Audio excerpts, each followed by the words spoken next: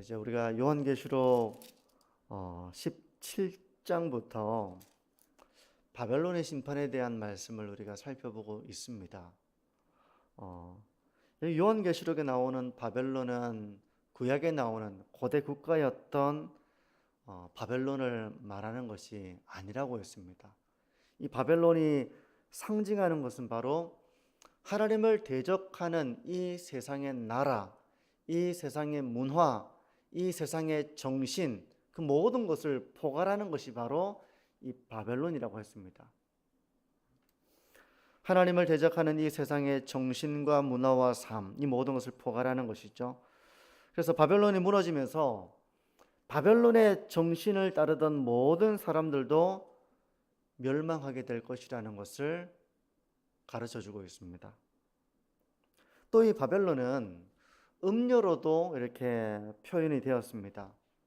마치 음란한 여인이 사람들을 유혹해서 그를 위태로움에 빠뜨리는 것처럼 이 세상의 문화와 정신도 사람들을 그렇게 유혹한다는 것입니다.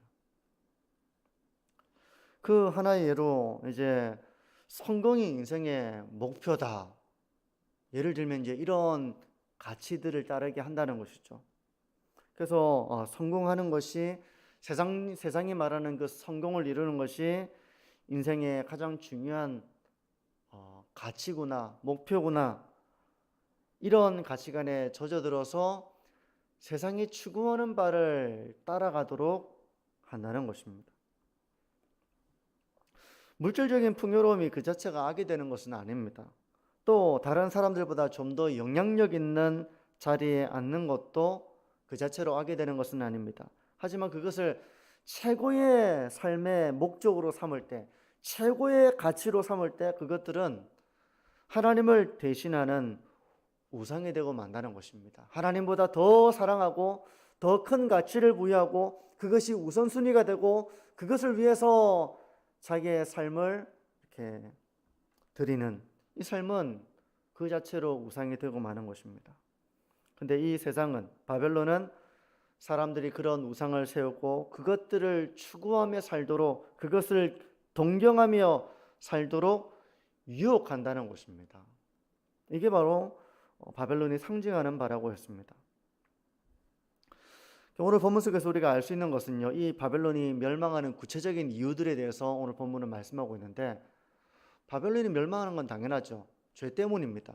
그럼 어떤 죄냐? 구체적으로 오늘 본문에서 한 세 가지 정도를 이렇게 설명하고 있는데, 첫 번째 이 바벨론이 멸망하는 이유는 교만 때문입니다.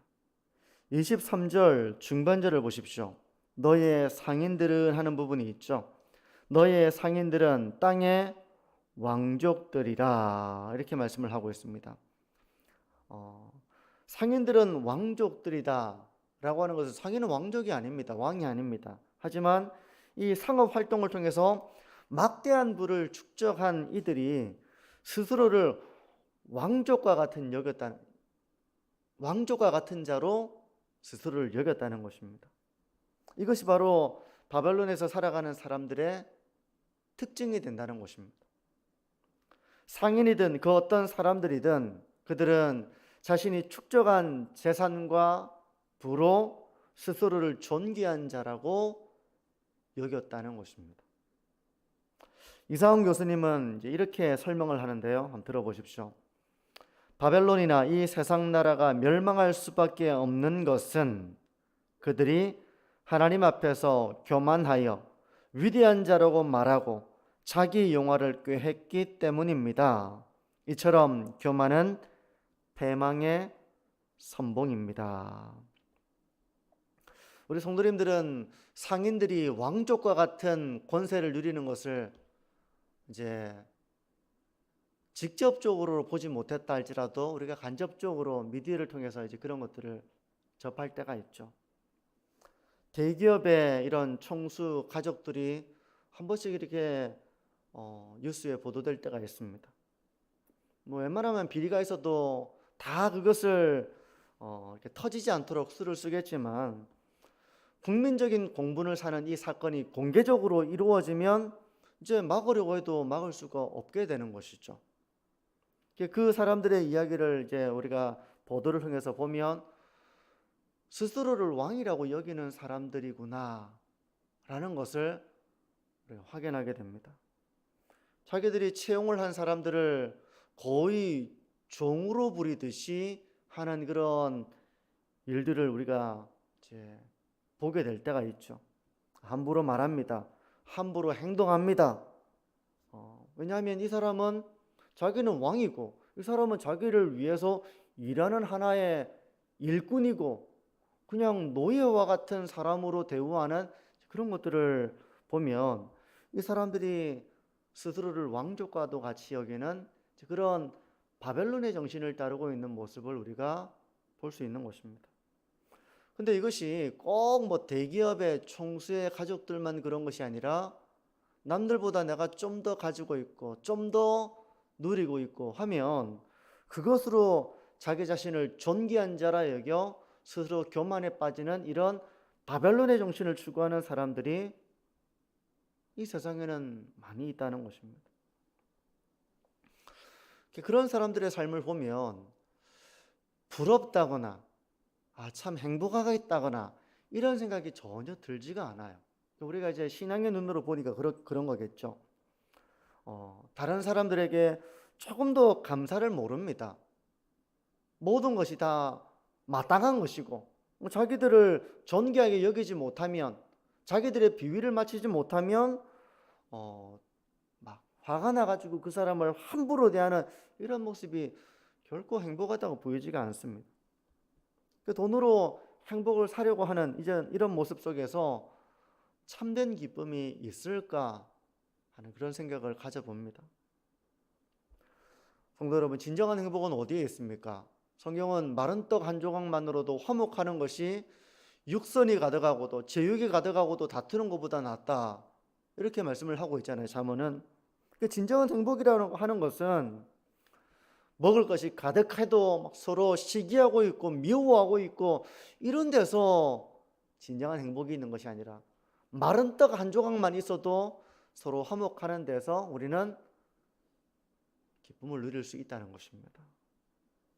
이런 것처럼 진정한 행복은 사람들과의 인격적인 교류 속에서 사랑하고 존경하고 사랑받고 존귀 여김을 받고 이런 데서 진정한 기쁨은 이루어지는 것입니다.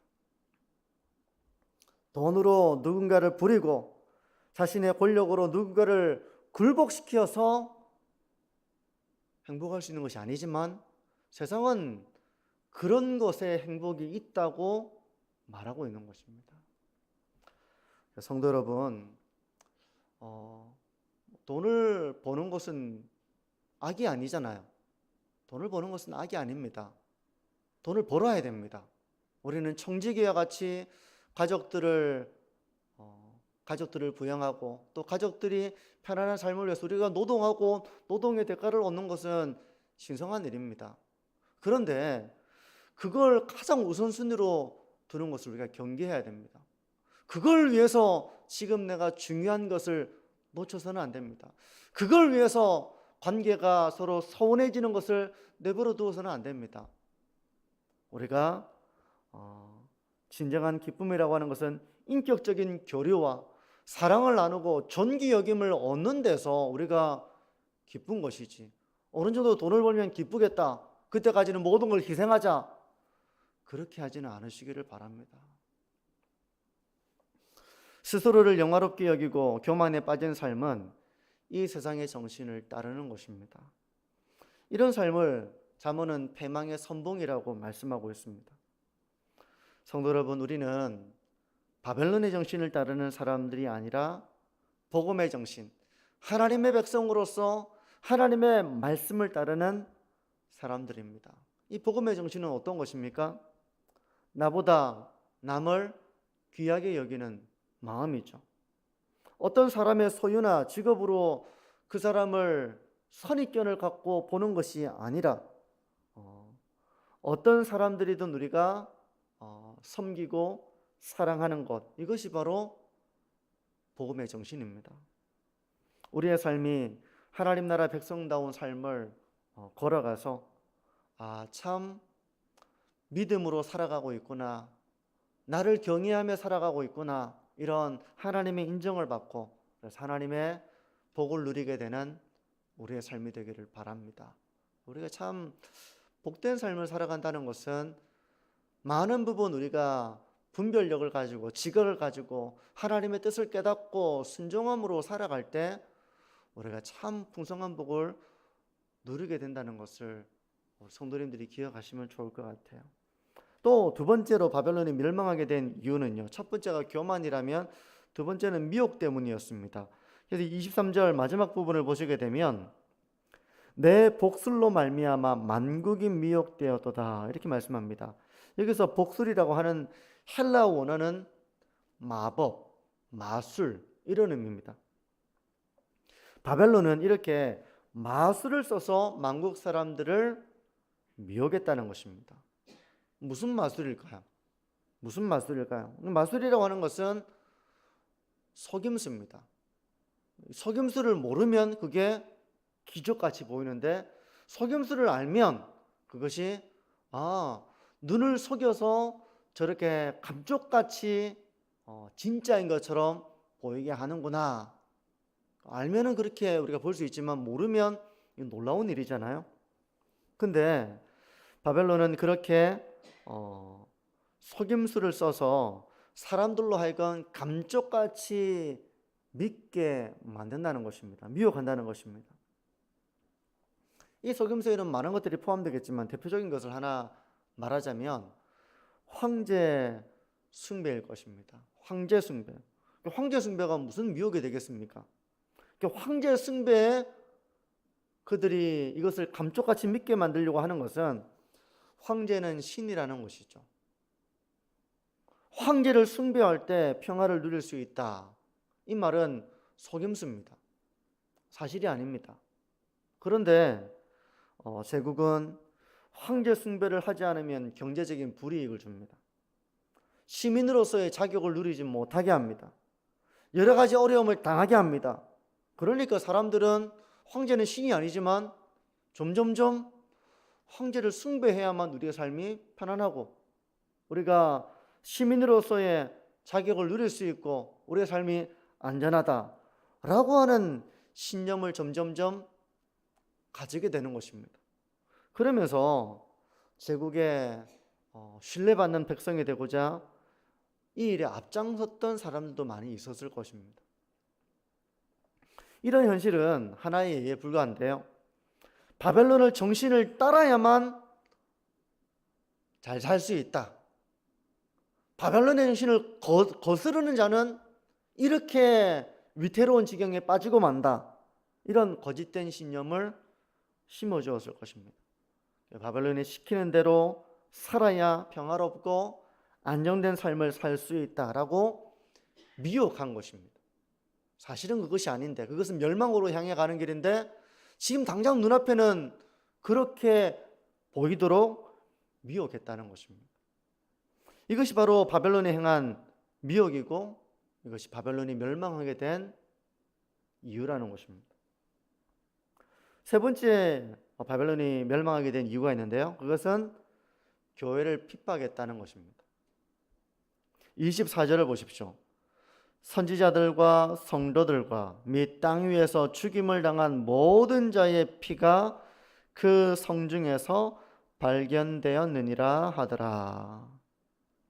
왜 선지자들을 죽이고 성도들을 죽이고 이렇게 왜 죽였겠습니까?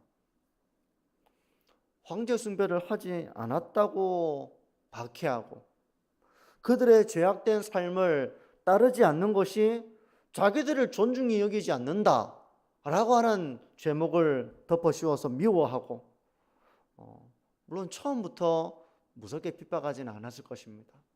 처음에는 부드럽게 회유를 하지만 따르지 않을 때는 협박하고 자기만 협박하는 것이 아니라 네가 숭배를 하지 않아서 너의 가족들까지 다 이렇게 어려움을 당하는 것이 아니냐 이렇게 실제적인 해를 가했던 것 이것이 바로 하나님을 반역하는 이 세상의 나라가 결국 마지막에 심판을 받게 된 이유라는 것입니다. 그리스도인들이 자기 신앙을 지키려는 것이 이 세상 사람들이 보기에는 어떻게 보이겠습니까? 저 사람은 참 신앙이 좋은 사람이구나. 일부는 그렇게 볼 수도 있겠죠. 하지만 하나님을 반역하는 사람들이 볼 때에는 그것이 그냥 잘난 체 하는 사람이구나. 뭐 신앙심이 별로 좋지도 않은데 위선적인 사람이구나. 그렇게 보기도 하고, 또 그리스도인들이 진실하게 살려고 하는 것이 자기 조직을 위협하는 것으로 판단합니다. 무조건 자기 조직을 위하고 잘못이 있어도 없다고 말해주고 이렇게 자기 조직을 보호할 수 있어야 되는데, 그리스도인들이 진실하게 살아가는 것이 자기 조직을 위협하는 것으로 이렇게 판단을 하는 것이죠.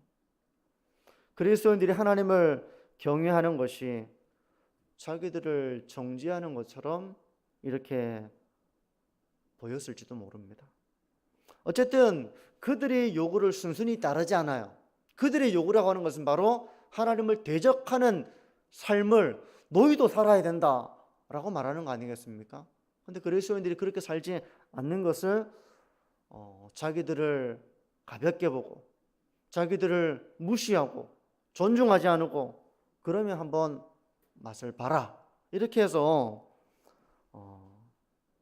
자기들을 따르지 않는 사람들을 이렇게 핍박하고 심지어 죽이기까지 했다는 것입니다. 하나님의 백성들을 이렇게 핍박한 것이 바벨론의 심판을 당하는 그 이유라는 것입니다. 이 심판의 현실을 보게 되면요, 이 바벨론 멸망의 참상을 보게 되면 모든 것이 다 사라지고 없는 것입니다. 이제 더 이상 바벨론에 대한 것이 있었을까라고 생각될 정도로 모든 것이 허물어져서 아무것도 보이지가 않는 그런 완전한 멸망이 되고 마는 것입니다. 21절 한 절만 보십시오. 이에 한 힘센 천사가 큰 맷돌 같은 돌을 들어 바다에 던져 이르되, 큰 송 바벨론이 이같이 비참하게 던져져 결코 다시 보이지 아니하리로다. 맷돌이 바다에 던져져서 바다에 던져지면 이제 안 보일 거 아니겠습니까? 그것처럼 큰 성 바벨론도 이렇게 한때는 아주 화려했던 그런 제국이었겠죠. 한때는 많은 사람들이 왕래하며 쾌락을 누리며 이렇게 살아가던 그런 삶의 터전이었을 것입니다. 하지만 하나님의 심판으로 흔적도 없이 사라지고 만다는 것입니다. 23절, 22절과 23절은 이제 뭐 소리도 들리지 않고 빛도 보이지 않고 이런 어떤 현실들을 말씀해주고 있거든요. 더 이상 사람들이 쾌락을 따라 살아가는 삶, 이런 모습들이 전혀 보이지 않는 그런 현실이 되고 만다는 것입니다. 제가 이런 말씀을 이제 묵상하면서 곰곰이 이렇게 어떤 모습일까 이렇게 생각해 보니까, 우리 성도님은 영화 타이타닉을 혹시 보셨습니까? 영화 타이타닉. 타이타닉 보면 이 배가 1912년도에 영국에서 이렇게 미국으로 항해할 때 초호화 유람선이었습니다. 엄청난, 이게 한 축구장만한 그 당시 한 100년 전이니까요. 그 큰 크기의 배에 뭐 온갖 초호화 유람선. 이 배가 이제 영국에서 떠나서 미국으로 가던 중에 침몰하게 되지 않습니까? 침몰을 하게 됩니다. 그때는 이 거대한 배가 바다에 이렇게 침몰할 거라고 생각하는 사람은 아무도 없었을 거야. 근데 영화를 보게 되면 영화의 시작은 바다의 바닥에 이제 침몰해 있는 배의 선체를 보여주는 것으로 영화가 시작이 되거든요. 이미 더 이상 보이지 않는 배가 바다에 가라앉아 있고 모든 것들이 다 녹슬어 있고 이제 부식되어 있는 그 현실을 보여주면서 과거로 이렇게 쫙 돌아가는 이제 그 모습을 보여줍니다. 과거로 돌아가니까 이제 그곳에서 사람들이 음악을 즐기고 춤을 추고 막 식사를 하고 풍경을 보고 막 기대에 들떠가지고 막 이제 항해를 하는 그 사람들의 모습을 보여주면서 침몰하기 전의 모습을 이제 영화가 보여주는데요. 바벨론도 한때는 사치와 향락과 온갖 죄악의 문화로 가득했던, 하나님을 대적하는 그런 삶으로 떠들썩했던 그런 모습이었겠지만, 하나님의 심판 앞에서 이제는 모든 것이 사라져버린 그런 현실이 될 것이다, 이렇게 하나님은 말씀하고 있는 것입니다. 그리고 이 상황을 지켜보는 성도들이 있습니다. 이들을 향해 하늘에서 소리가 들리는데요, 그게 20절입니다. 20절을 보십시오. 하늘과 성도들과 사도들과 선지자들아, 그로 말미암아 즐거워하라. 하나님이 너희를 위하여 그에게 심판을 행하셨음이라 하더라. 언젠가 하나님께서 이 세상을 심판하실 때 성도들은 하나님의 심판을 기뻐하게 된다는 것입니다. 즐거워하게 된다는 것입니다. 마치 북한 정권을 부정하다가 수용소에 갇힌 사람이 북한 정권이 무너질 때 어떻게 되겠습니까? 슬퍼하겠습니까? 기뻐하게 되겠죠. 이제 비로소 자유의 몸이 되고 더 이상 억압과 고통의 삶이 아니라 이제 이 모든 것으로부터 벗어나는 자유가 주어졌거나 광복이 이루어졌거나, 마치 이제 그런 것처럼 기쁨을 누리게 된다는 것입니다. 이것처럼 성도 역시 의로우신 하나님의 심판 앞에서 즐거워하게 된다는 것입니다. 이 즐거움이라고 하는 것은 요한계시록 6장을 보게 되면 구원의 완성과 관련이 되어 있습니다. 이상훈 교수님은 이렇게 말하는데요, 한번 보십시오. 순교자의 무리는 이와 같이 하나님의 공의가 만천하에 드러나게 될 최후 심판의 날을 고대하고 있음을 보여줍니다. 다르게 말하자면 그들도 온전한 구속, 구원의 완성을 소망하고 있다고 할 수 있습니다. 그러니까 비로소 최후의 심판과 함께 구원의 완성이 되는 때를, 이때를 고대하고 있다는 것입니다. 구원의 완성이란 바로 예수님의 재림과 함께 이루어지는 몸의 부활을 가리키는 것입니다. 그러니까 이미 우리가 순교자의 영혼이라고 하는 것은 천국에서 안식을 누리고 있지만, 그 구원의 완성은 몸이 부활함으로 이루어진다는 것입니다. 예수님의 재림은 이 땅을 심판하시는 심판의 주인으로 임하실 것이지만, 이때 성도들은 영광스러운 몸을 입게 된다는 것입니다. 이때를 사모한다는 것입니다. 그러므로 이때는 성도에게 즐거움의 때, 기쁨의 때가 되리라는 것입니다. 말씀을 정리하겠습니다. 오늘 말씀에서 우리가 좀 주의해야 될 부분이 있다면 그것은 바로 멸망의 길을 걸어갔던 바벨론의 사람들처럼 우리가 교만을 주의해야 한다는 것입니다. 교만은 패망의 선봉이라고 했습니다.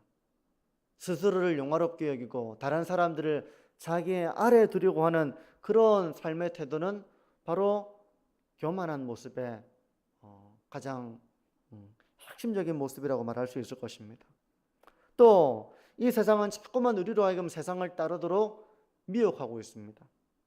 그게 바로 잘 사는 길이고, 그게 바로 우리가 평화롭게 사는 길이라고 미혹하는 이 세상의 가르침과 정신을 우리가 주의해야 한다는 것입니다.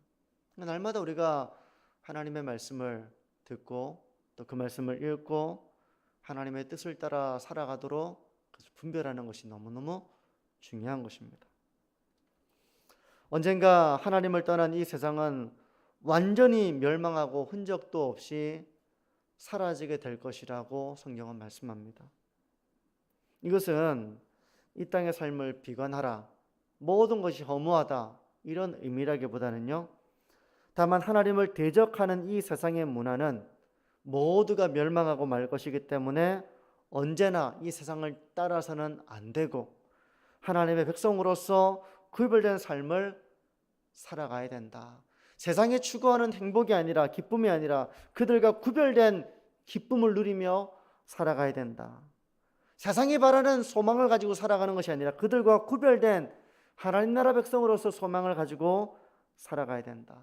세상 사람들처럼 죄를 탐닉하고 죄를 사랑하는 삶이 아니라 죄를 미워하는 삶을 살아가야 한다.